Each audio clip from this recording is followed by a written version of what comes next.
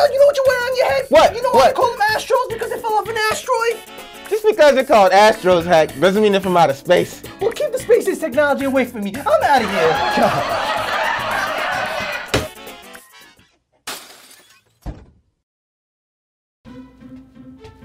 Oh, I'm sorry, didn't notice you there. I was just rocking out to my new Astro A50s, which is guaranteed to get me any hot cosplayer I want.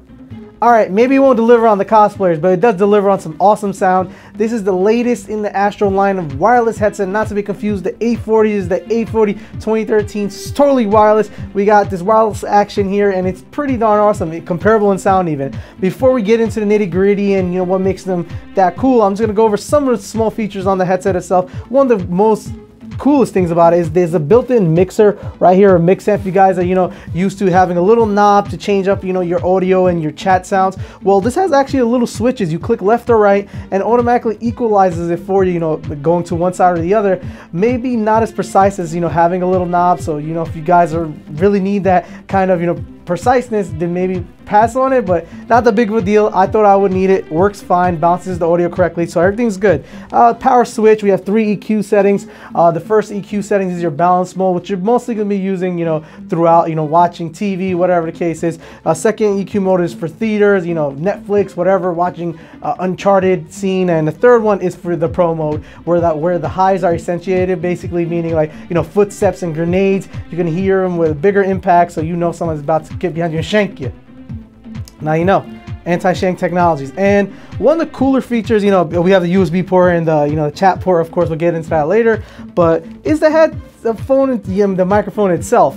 It's pretty cool. I know people are complaining there's no detachable microphone, but in exchange, we have a microphone which you turn all the way up, clicks in, and guess what? It's off. Space-age technology, people. But it's pretty darn cool. I'll trade in the replacement microphones for that. It's probably not even too hard to change it. But that goes for this part. Let's actually talk about the Mixamp itself. And people buy these separately. These are how popular these Mixamps are. Well, this one mainly works for the wireless one. It does have a few new connections. It has an extra optical out port, so you can output the sound again. An optical in has 2 USBs. One's for the power of the headset, one for any type of USB port, and an aux out. So you could clip this onto your side. Have it like a little beeper action. You can put it on your iPhone and just pick up. Just watch the ladies fall. Watch the ladies fall. Whatever the case is. Now we're gonna get on to what makes this headset actually really cool. Sound quality. Like when you're buying a headset, when you're buying any these expensive core items, stuff like this, you're looking for the sound quality, and this delivers on all fronts. Especially since it's using a 5.8 gigahertz channel. It's not that much interference, so you don't have to worry about your microwave radiation, whatever radio waves getting inside your head. It doesn't have that much interference. I've actually walked up a floor in my house, and it still works fine. So that's really cool. Besides that, it stays constant throughout. The actual Mixamp has a Dolby Digital surround setting, which works really well, and it has some great highs and great lows. Pretty cool, especially for a wireless headset. It even compares to some Sennheisers that aren't made for gaming headsets, and I'm really surprised at how far technology has gotten so far. Some other things that that outshine for this is the fact that it's so damn comfortable. Look at that. Even though it messes up my hair, I don't even care, because this is a pillow. This is lotion. Is lotion.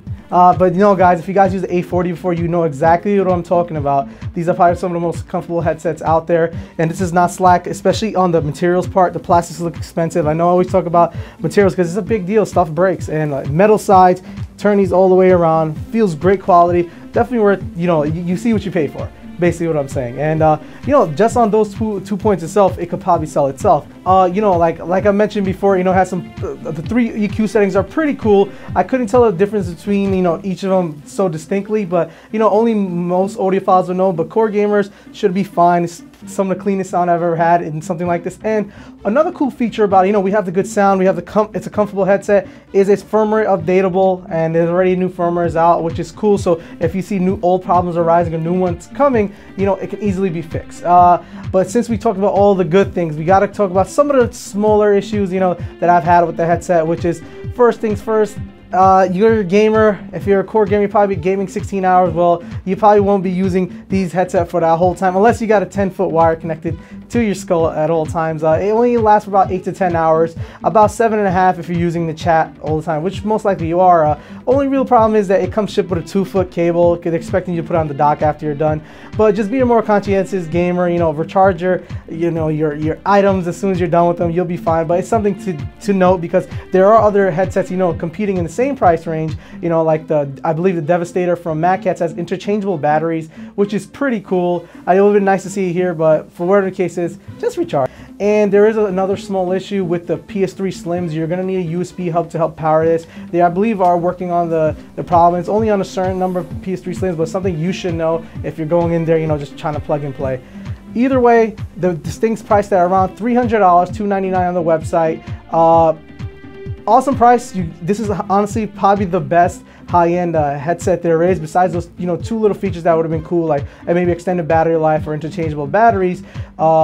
Only thing is, like, you know, compared to the other ones, they're around $270, $280. If you can get these anywhere near those prices, even $20, $30 cheaper, do not hesitate to buy them.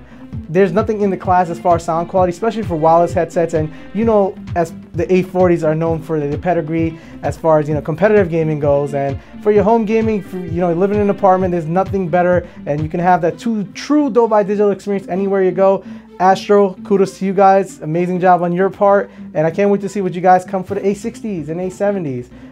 Honestly, the upper echelon of headsets, you won't go wrong with these. I know you'll be a happy buyer, but if you can get them anywhere $260, $270 price range, do not hesitate at all.